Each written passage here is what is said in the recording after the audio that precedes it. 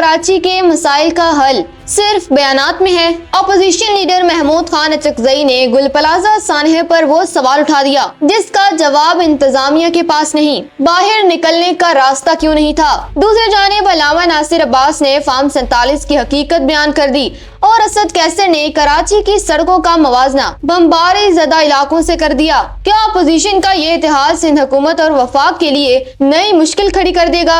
जानिए इस रिपोर्ट में। नाज़रीन, सिंध हाई कोर्ट बार के ज़ेर एहतमाम आइन के तहफ़्फ़ुज़ पर मुनक़िदा सेमिनार में अपोजिशन के सरकर्दा रहनुमाओं ने मुल्क की मजमूई सूरत हाल और कराची के संगीन मसाइल पर आवाज़ बुलंद कर दी है। कौमी असम्बली में अपोजिशन लीडर महमूद खान अचकजई ने कराची के गुल प्लाजा में लगने वाली होलनाक आग पर गहरी तशवीश का इजहार करते हुए सवाल उठाया कि इतनी बड़ी इमारत में हंगामी सूरत हाल में बाहर निकलने का रास्ता क्यों मौजूद नहीं था। उन्होंने मुतालबा किया कि इस वाक़े की शिफाफ तहकीकात होनी चाहिए और जिम्मेदारों को ऐसी सजा मिलनी चाहिए कि आइंदा कोई इंसानी जानों से ना खेल सके। महमूद खान अचकजई ने मुल्की निजाम पर तंज करते हुए कहा कि अमेरिका में एक कत्ल पर पूरा मुल्क उठ खड़ा होता है, लेकिन यहाँ 12 मई जैसे सानिहात गुजर गए, सैकड़ों शहरी कत्ल हुए, मगर किसी ने अपना नाश्ता तक नहीं छोड़ा। उन्होंने सियासत में अखलाकियात और इज्जत का पास रखने पर जोर देते हुए कहा कि IMF से लिए गए कर्जों का कोई हिसाब नहीं कि वो कहाँ खर्च हुए, जिसकी वजह से मुल्क नीचे जा रहा है।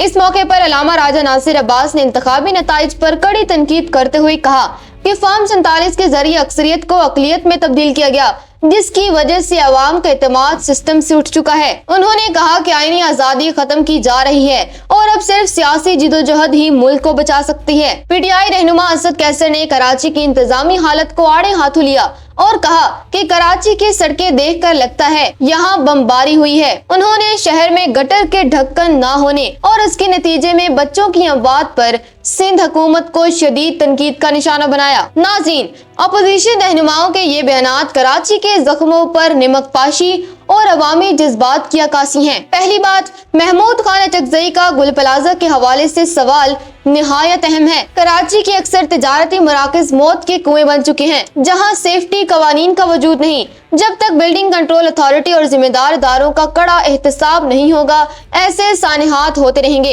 सिर्फ तहकीकात का मुतालबा काफी नहीं, बल्कि तमाम मखदूश इमारतों का ऑडिट जरूरी है। दूसरी बात, असद कैसर का कराची की सड़कों और सीवरेज पर तबसरा कड़वी हकीकत है। मुल्क का मुआशी हुब होने के बावजूद कराची को वो बुनियादी ढांचा नहीं दिया गया जिसका वो हकदार है। अपोजिशन का सिंध हाई कोर्ट बार जैसे फॉर्म पर यह आवाज उठाना जाहिर करता है कि वो अब शहर के शहरी मसाइल को अपने सियासी बयानिया का हिस्सा बना रहे हैं, जो कि एक मस्बत कदम है। तीसरी बात, अल्लामा नासिर अब्बास का फार्म 47 का जिक्र जाहिर करता है कि अपोजिशन अभी तक इंतखाबात की कानूनी हैसियत को तस्लीम करने के लिए तैयार नहीं है। जब तक पार्लियामेंट के अंदर और बाहर मैंडेट का यह तनाज़ा हल नहीं होता, सियासी इस्तेहकाम में ख्वाब ही रहेगा। महमूद खान अचकजई का नए पाकिस्तान की तश्कील का अज़म जहां जुल्म ना हो तब ही पूरा हो सकता है जब तमाम स्टेक होल्डर्स आइन की बालादस्ती पर मुतफिक हों। नाज़रीन, क्या आपको लगता है कि अपोजिशन के इन मुतालबात के बाद कराची की हालत बदलेगी या ये सिर्फ सेमिनार तक महदूद बातें हैं?